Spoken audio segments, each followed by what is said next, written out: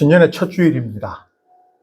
올해도 하나님께서 주시는 그 은혜와 능력 안에서 기뻐하시고 감사하시는 삶을 살아내시는 모두가 되시기를 예수님의 이름으로 축복합니다. 아멘. 사기당해 보신 적 있으십니까? 네, 사기를 당하거나 속는 일들이 살다 보면 있는데요. 그 분야에 대해서 특별히 잘 모르고 있을 때 사기를 당합니다. 또 그뿐만 아니라 그 분야에 대한 지식이 있기는 하나 잘못된 욕심이나 혹은 바라는 바가 너무 커서 또 손해를 보거나 알면서 사기당하는 경우도 있죠. 신앙의 경우에도 그런 일들이 있습니다. 대학 청년부를 지도했을 때 고등학교 때부터 믿은 친구라서 믿음의 뿌리가 별로 안 깊은 친구라고 생각을 했었습니다. 그러다 학교에 신방을 가서 그 친구들에게 얘기를 하다가 요새 이단들이 캠퍼스에서 활동을 많이 하고 있으니까 참 조심해야 될 것 같다라고 얘기를 했습니다. 그 친구가 믿은 지 몇 년 안 됐음에도 불구하고 에이 목사님, 그 친구들에게 속지 않을 자신이 있습니다. 그 수준은 아닙니다 라고 얘기를 하더라고요. 아, 그렇구나 생각을 했는데, 또 그 반면에 아주 어릴 때부터 예배당을 다녔던 친구인데요. 대학 캠퍼스에서 남자친구를 만났습니다. 근데 그 남자친구가 이단이었거든요. 그쯤 되면 남자친구를 우리 쪽으로, 진리 쪽으로 데리고 오거나 해야 될 건데, 자신의 사랑이 더 컸던지 그 남자친구 쪽으로 교회를 옮기는 그런 일이 있었습니다. 그런 걸 보면 알면서도, 지식이 있으면서도 자신에 대한 어떤 욕심과 혹은 잘못된 해석으로 인해 이게 실족할 수도 있겠구나, 사기를 당할 수도 있겠구나 라고 생각이 듭니다. 그렇게 이렇게 잘못된 지식이나 습관은 교정되기 전까지 사람을 잘못된 가치관을 가지게 하고 잘못된 어떤 것을 추구하면서 살게 합니다. 오늘 본문은 제가 성도로서, 목사로서 가장 두려워하는 말씀 중에 하나입니다. 읽을 때마다 참 마음에 경각심을 주는 말씀인데요. 왜냐하면 하나님을 믿는 것은 우리의 자유지만 그 믿음을 하나님께서 인정해 주시고 그 믿음을 우리가 인정받는 것은 다른 문제이기 때문에 그렇습니다. 그래서 이 땅에서 평생을 내가 하나님을 알고 믿고 있다라고 생각을 했는데 그 마지막 심판대 앞에서 하나님께서 나는 모르겠는데, 우리 주님께서 나는 모르겠는데 해버리시면 우리가 일생 동안 해온 그 믿음과 신앙이 다 소용이 없는 것이 되기 때문입니다. 또한 하나님의 나라를 전해야 되는 전도자로서 다른 이들에게 하나님과 하나님 나라에 대한 잘못된 정보를 내가 주면 어떡하지? 까지 생각되기 때문에 이게 참 두려운 말씀입니다. 이스라엘 일반 백성들은 집에 성경이, 구약 성경이 다 있고 또 그 구약 성경을 외우면서 읽으면서 자녀들에게 가르치면서 사는 사람들이었음에도 불구하고 예수님에 의해서 너희가 지금 하나님과 하나님 나라에 대한 잘못된 것을 알고 있다 라고 지금 말씀을 하시는 것이거든요. 너희들이 지금 하나님 나라에 합당한 자가 되어 있느냐라는 그 질문에 그렇지 않다라고 지금 예수님께서 선포하고 계신 것이거든요. 그래서 2025년을 새롭게 시작하는 올해 첫 주일에 우리가 믿고 신앙하는 것이 주님께서 인정해 주실 믿음과 신앙인지를 한번 확인해 보고자 하는 것입니다. 시작이 거짓 선지자들을 삼가라라고 오늘 본문이 시작을 합니다. 지금 이제 우리 정도의 신앙이다라고 하면 우리에게 전해진 복음과 또 신앙의 교육과 또 실천으로 인해서 외부의 거짓 선지자들에게 속을 정도는 아니겠죠. 그 정도 수준은 우리가 아닐 것입니다. 왜냐하면 거짓 선지자들은 표가 나게끔 되어 있거든요. 그들의 특징은 위장, 탐욕, 독선이라는 특징들이 있기 때문에 예수님께서 그들의 열매로 그들을 안다라고 말씀하셨기 때문에 속을 수가 없겠죠. 조금만 관심을 가지고 쳐다보고 저것이 성경에 있는 내용인가를 확인해 보면 거짓 선지자들에게 속을 아마 수준은 아닐 겁니다. 그런데 혹시나 신앙과 믿음에 대해서 나 자신에 대해서 속고 있지는 않을까라는 것을 한번 묵상해 보고자 하는데요. 그게 무엇이냐면 우리가 교회와 성경을 통해서 배워온 하나님과 하나님 나라에 대한 신앙 지식이 나의 바램이나 혹은 시대 문화적인 상황으로 인해서 아전인수에서 내가 이해하고 있는 것이 있지 않을까라는 것입니다. 하나님의 말씀은 진리지만 우리가 나의 바람이나 욕심 등으로 인해서 자의적으로 해석할 때 우리는 우리 자신에게 속을 수 있다는 것입니다. 그 믿음과 신앙의 아전인수의 예를 하나 살펴보면요. 24절에서 27절 말씀입니다. 우리가 잘 아는 말씀이죠. 반석 위에 집을 지어야 되고 모래 위에 집을 지어야 되고 이 집이 나오는데 아무리 생각해도 너무 당연한 말씀이지 않습니까? 너무나 쉽고 당연한 말씀인데 현대적인 우리에게는 이게 너무나 당연한 말씀인데 그 시대를 살고 있는 이스라엘 백성에게는 상당히 어리석은 말씀입니다. 무엇이냐면 반석 위라고 표현된 집은 대부분 산 위에 있습니다. 이스라엘 지형에서 단단한 암석을 깨서 그 산 위에 집을 지어야 되는 것이고요. 모래 땅이라고 표현된 땅은 지금으로 우리로 보면 선상제입니다. 강 상류에서 중류로 내려오면서 삼각지 등이 만들어지는 아주 좋은 옥토, 골짜기 땅을 모래 땅이라고 이스라엘 사람들은 얘기합니다. 그렇다면 이 얘기는 무엇일까 할 때 아주 좋은 밭이 있는 곳에 그 옆에 집을 지을 것인가 아니면 좋은 밭하고 멀리 떨어져 있는 산 위에 집을 지을 것인가 라는 것을 예수님께서 말씀하고 계신 것이죠. 어디에 집을 지을까요 그럼? 누가 더 현명한 사람일까요 당시에? 당연히 모래 땅 위에 집을 짓는 사람이 똑똑한 사람입니다. 현명한 사람이죠. 왜?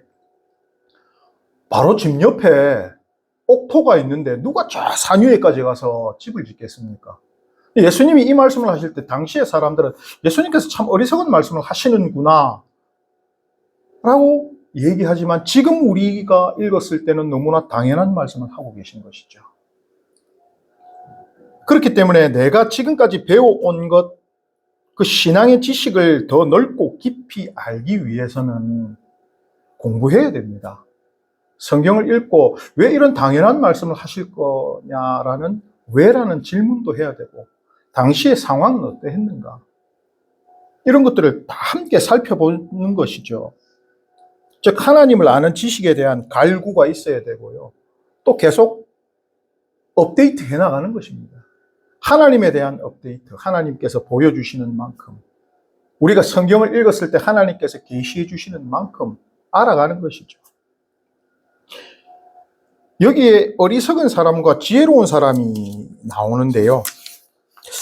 어리석은 사람, 히브리 말로 나발이라고 합니다. 우리가 알고 있는 나발, 그 사람처럼 어리석은 사람인데요.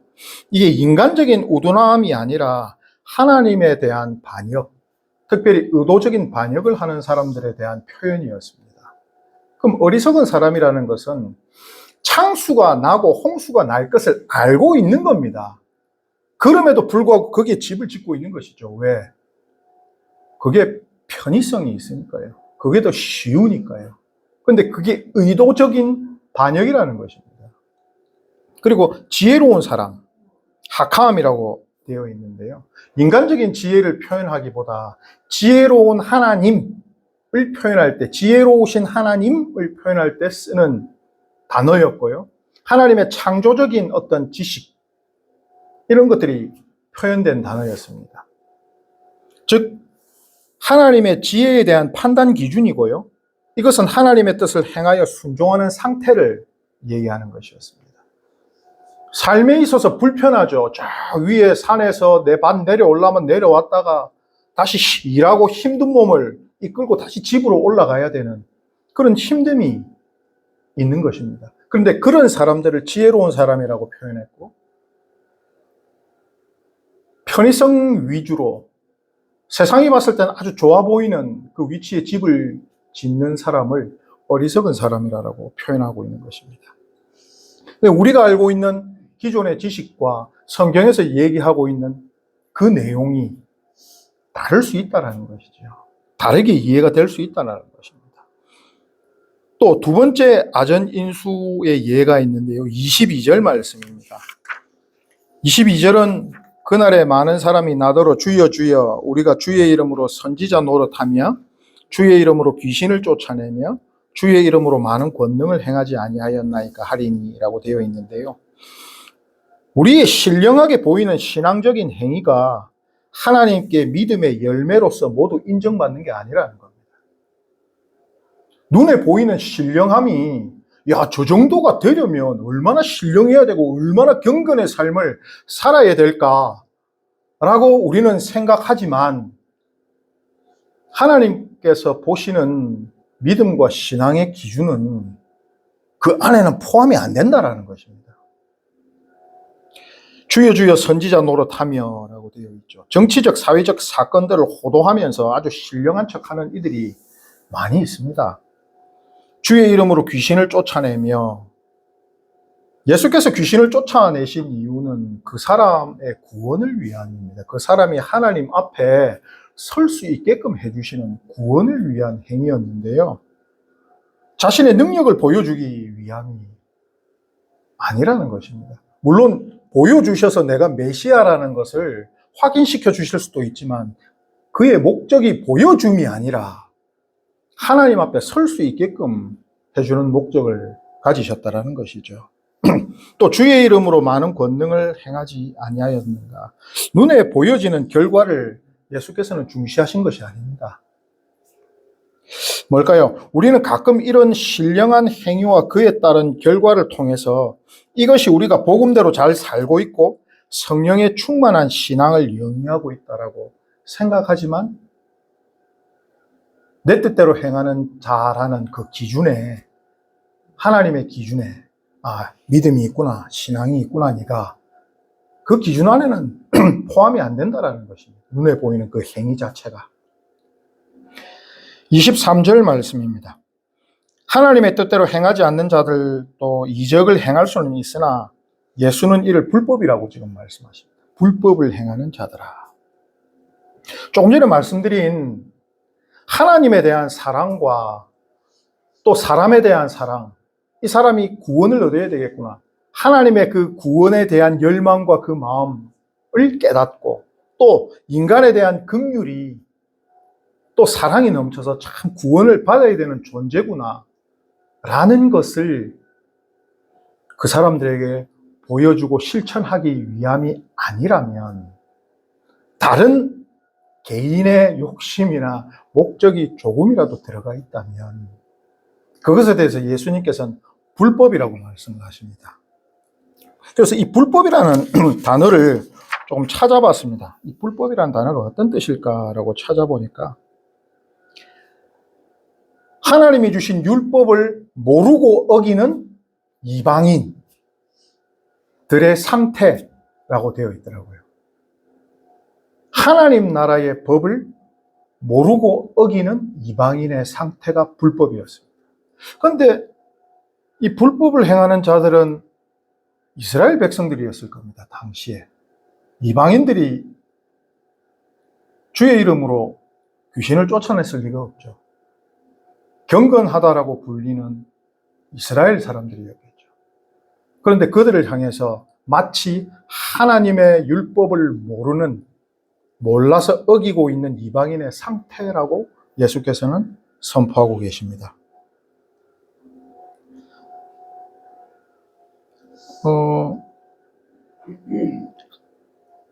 신령해 보이고 싶은 욕심을 버리자라고 제가 표현을 하고 싶은데요. 예수께서 내게서 떠나가라고 하신 사람들 중에는 왜 신령한 능력은 행하지 못하나 고난 중에 있으나 인내하고 감사하는 이들이 포함되지 않았느냐를 우리가 생각해 보자라는 것입니다. 아무런 능력도 없지만 고난이 있을 때 기뻐하고 감사하고 인내하는 사람들은 여기에 포함이 안 되어 있거든요. 그런데 이들의 마음은 모르나 행위적으로 이런 행위들, 놀라운 신령한 것들이 나타나고 있을 때 그런 사람들에 대해서는 예수께서 경고하고 계십니다. 그렇기 때문에 우리는 신령해 보이고자 하는 것을, 마치 이런 것도 있죠. 고난을 당하고 있는데 내가 잘 참고 있는 것을 남들에게 보여주고 싶은 것. 저는 그것도 신령한 것이라고 생각합니다. 금식 기도할 때는 예수님께서 얼굴을 깨끗하게 하고 라고 말씀하셨었거든요. 고난당하고 있으면 남들이 나 고난당한 거 모르게끔 그냥 예수께서 주시는 그 힘으로, 감사와 기쁨으로 평소의 삶처럼, 나 요새 고난 중인데요, 그래도 내가 예수께서 주신 힘으로 이렇게 삽니다. 대부분 그렇게 말씀하시는데 정말 그럴까요? 1대1로 하나님과 자신과 1대1로 있을 때도 그 마음과 그 감사일까요? 그래서 신령해 보이려고 하는, 혹은 내가 이 정도입니다라는 것을 보여주고 싶은 그런 것들은 다 내려놓아야 되겠구나. 그런 것들을 예수님께서는 불법이라고 말씀하시는구나 라고 묵상을 해봤습니다. 그리고 이제 16절 말씀에 그들의 열매로 그들을 알지니 라고 되어 있습니다. 결국 하나님께 우리의 믿음과 신앙을 인정받는 것은 우리의 삶에서 복음의 좋은 열매가 맺히는 것이구나, 좋은 열매가 맺히는 것이구나 라는 건데요. 좋은 열매에 대해서 한번 생각을 했습니다. 아름다운 열매가 무엇일까라고 생각했는데 17절에서 18절 내용을 보면 과연 우리는 원래 아름다운 열매였는가를 한번 생각을 해봅니다. 원래 우리가 아름다운 열매였는가? 로마서 11장 17절과 24절을 보면 이렇게 되어 있습니다. 내가 원 돌 감람나무에서 찍힘을 받고 본성을 거슬러 좋은 감람나무에 접붙임을 받았으니 돌 감람나무인 내가 그들 중에 접붙임이 되어 참 감람나무 뿌리에 진액을 함께 받는 자가 되었은즉 이라고 말씀을 하십니다. 그래서 제가 접붙임을 한번 찾아봤습니다. 접붙이기 해서 찾아보니까 좋은 열매를 맺기 위한 가장 좋은 접붙임의 조건이 무엇이냐면, 그 접붙임을 받은 해부터 열매가 나오기는 하지만요, 뿌리의 대목, 그 밑에 뿌리에서 올라오는 나무를 대목이라고 부르더라고요. 그 대목과 토양의 상태로 인해 열매의 양과 당도가 결정된다고 합니다. 제일 중요한 게 무엇이냐면 대목이 제일 중요하다는 것입니다. 대목이. 위에 접붙임을 받는 가지보다 원뿌리가 좋아야 그 열매의 양과 당도가 좋다라고 합니다. 그래서 우리 성도는 예수님으로 인해 예수님께 접붙임을 받은 이들이지 않습니까? 그래서 요한복음 15장 5절에 나는 포도나무요 너희는 가지라 그가 내 안에 내가 그 안에 거하면 사람이 열매를 많이 맺나니 나를 떠나서는 너희가 아무것도 할 수 없습니다. 농경시대를 사셨던 예수님도 접붙임을 잘 하신 모양이십니다. 너무나 이 표현이 정확한 표현이라는 것이죠. 하나님께 우리의 믿음과 신앙을 인정받는 것은 결국 예수 그리스도에게 잘 붙어 있느냐, 그것으로 결정된다는 것입니다. 20절에 이름으로 그들의 열매로 그들을 알리라. 하나님께서 우리의 믿음에 대한 기준을 지금 분명하게 알려주시는 것이죠. 21절에 하늘에 계신 내 아버지의 뜻대로 행하는 자가 열매 맺는 자입니다. 그렇죠? 그렇게 말씀을 하십니다. 그럼 내 아버지의 뜻은 무엇이냐라고 했을 때 아들을 보고 믿는 자마다 영생을 믿는 이것이니라고 요한복음에서 말씀을 하셨거든요. 그래서 우리는 원래 그리스도를 볼 수 있어야 하며 믿어야 하는 것입니다. 볼 수 있어야 하며 믿어야 하는 것이죠. 눈에 보이지 않는 그리스도를 그러나 태초부터 계셨고 말씀으로 우리와 여전히 함께 하시는 예수님, 그 말씀에 대한 아주 단순한 기계적인 실천이 아니라 그 말씀이신 예수님을 성경에서 볼 수 있어야 하는 것이고요.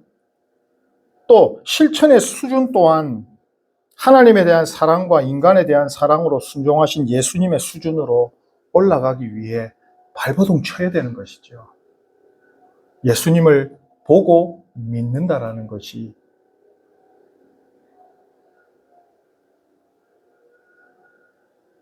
그렇지 않으면요, 우리는 어리석은 사람, 즉 하나님에 대한 의도적인 반역자가 되는 것입니다. 우리 성경 잘 안 읽고 믿음이 있다 하면서도 별 실천 안 하고 했을 때 우리 그냥 뭐라고 할까요? 이거 조금 소극적인 신앙 정도지 라고 생각할 때가 있습니다. 소극적인 신앙 정도. 적극적이진 못해도 내가 소극적인 신앙 상태라고 얘기하는데 성경에서는 예수님께서는 그런 사람을 어리석은 사람, 즉 하나님에 대한 의도적인 반역자, 그 단어들을 해석하면 이렇게 되는 것입니다. 그러나 그렇게 하면요, 우리는 지혜로운 사람, 즉 하나님의 뜻대로 행하는 자가 되고 그 마음과 태도, 행동이 우리의 삶의 열매로 드러나고요, 그것이 하나님께서 인정해 주시는 우리의 믿음과 신앙이 되는 것입니다. 올 한 해 예수님께서 우리에게 보내주신 보혜사 성령님으로 하나님과 예수님께 잘 붙어 있고 좋은 나무에 접붙임을 받았기 때문에 우리는 아름다운 열매가 되시기를 축복합니다. 더 많은 성경을 읽고 더 많은 실천을 하고 그 중에서 예수님도 닮아가고 행위적인 만족이 아니라 그 닮아가는 모습 속에서 감사와 기쁨으로 넘쳐나야 하는 것이죠. 보여지는 신령한 능력들을 믿음의 수준이라 생각하지 않고 하나님과 하나님 나라를 위한 고난에 기뻐하고 감사하며 인내하는 것을 더욱 추구하는 신앙과 믿음으로 나아가는 저희가 되시기를 예수님의 이름으로 축복합니다. 좋은 나무에서 아름다운 열매가 납니다. 올 한 해 더욱 예수님과 하나 되시고 붙어 있기를 기원합니다.